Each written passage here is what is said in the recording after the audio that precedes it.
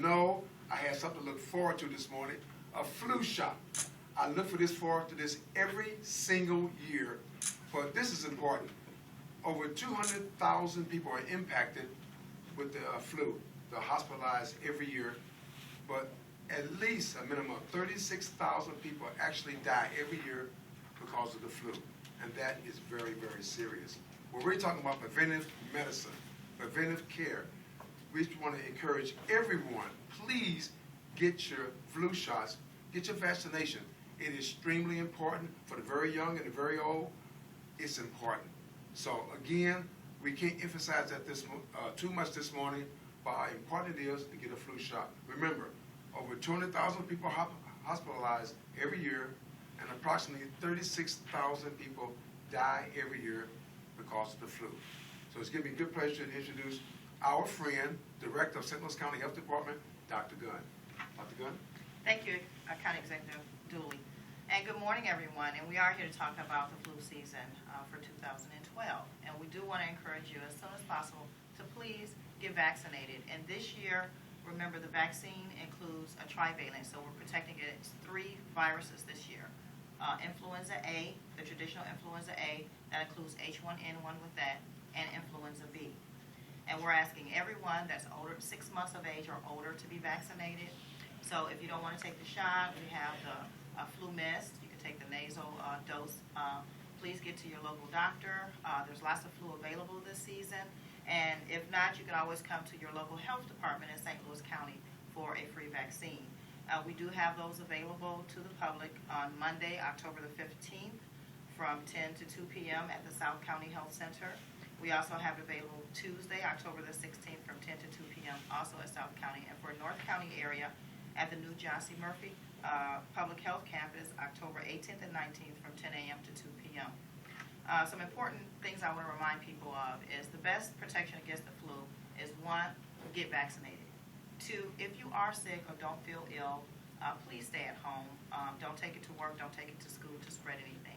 And remember, always cover your cough or your sneeze appropriately, and please wash your hands. Those are basic things that we all remember was taught to us when we were in kindergarten. We just got to make sure we do it to prevent the spread of disease. One of the things I do want to mention is we've got a lot of questions in the County Health Department this year about the new influenza-based A that's been circulating, especially in the southern part of the country. And that vaccine particularly, we call that H2N3V, or it's a new type of influenza A-based vaccine. But I want to let everyone know this type of influenza is different, but it's usually when you come to contact with livestock and you have traditional flu-like symptoms when you come to contact with that livestock. For example, you got the traditional fever, chills, general body aches, etc. It is not very common at all, and right now in the state of Missouri, we do not have any active cases of the new influenza A virus that we call H2N3V. So at that point, I'd like to take any questions that you may have. Does the weather affect how severe flu seasons can be? Yes, a lot of things affect how severe a flu season can be. It can be 1, fluctuations in the weather. It depends on if it's a very seasonably cold or seasonably warm weather, temperate weather for the virus. 2, how many people in your population are actually vaccinated, because you get if you have enough people vaccinated around you, we get what you call herd immunity. So if you're sitting in a classroom of kids and you have 50 kids in there and 45 of them have been vaccinated, but 5 of them didn't get vaccinated, there actually is protection there for those 5 that didn't get vaccinated. It's called herd immunity. So because it's been warm, it could be a worse season? That's what a lot of people say. If it's unseasonably warm or something to that effect, it could affect how difficult of a flu season that we have. But there are other factors that also play into that. How many people are vaccinated, how it's spread, if people who are sick stay home or are very active, and how we do preventive measures that I talked about earlier. Any other questions?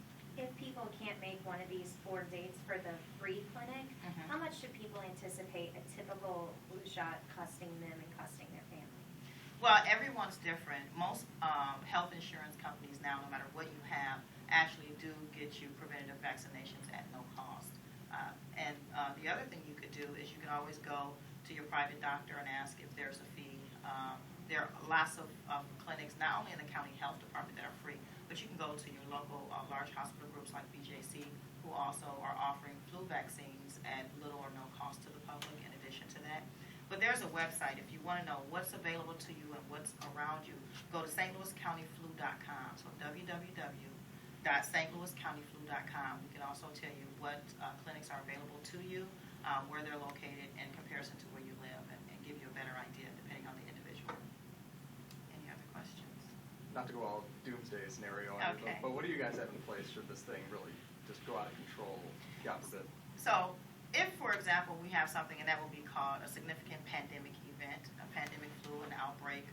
If you remember several years ago, with the World Health Organization saying that the spread of H1N1 being very significant, we had a lot of illnesses at the south of the border and moving very quickly north. The county health department, along with our partners and local health departments and county government, always have what we call an emergency preparedness plan, and that includes pandemic flu. One thing we did under the direction of the county executive a couple years ago is if we need to get out mass vaccinations, if we need to have a protocol for making sure that individuals get access to hospitals, ICU units, we have that protocol in play. And you saw a bit of that during H1N1. We have partnerships with our school districts, we have partnerships with emergency preparedness and the American Red Cross to be able to set up something literally within 24 hours and do mass vaccinations. We actually have calculated that we could probably vaccinate the entire population of St. Louis County, which is just shy of 1 million people, through what we call open pods and closed pod vaccinations or distribution of medicine, and we think we could do that within 72 hours. In a year when something like H1N1 isn't stealing the headlines and scaring people, do the numbers of people getting vaccinated go down? Is it harder to convince people to go?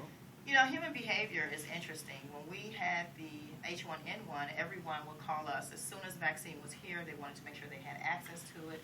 And I'll be honest, when we set up our vaccination sites throughout St. Louis County, we had large gym fulls of people coming from all over St. Louis County who normally had never been vaccinated before. So I think heightened awareness, if people think that something's not going to be available for them, they want to get it right away.